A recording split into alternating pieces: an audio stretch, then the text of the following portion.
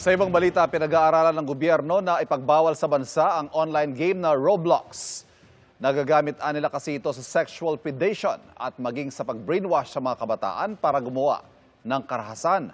Nakatutok si Jonathan Andal.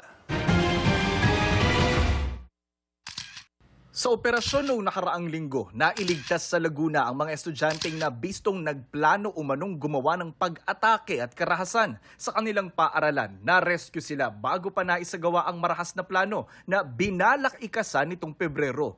Na-recruit sila sa pamamagitan ng online game na karaniwang nilalaro ng mga bata. They recruited the children on Roblox, tapos dinala sa messaging platform. Doon binagsak yung mga videos, indoctrinating them, tsaka convincing them to commit terroristic acts.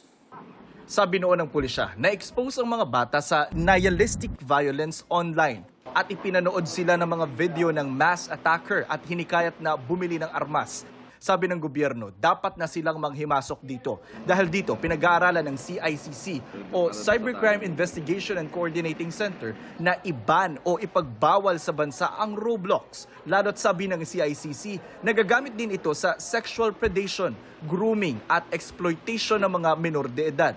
Binigyan ng CICC ang Roblox ng 2 linggo para makipag-ugnayan sa kanila. Parating na lang kami nagbablock pero kung hindi naman nakikinig sa atin. And I think even other states in the US, hindi rin sila kinakausap ng Roblox. So they pursued legal actions against that platform.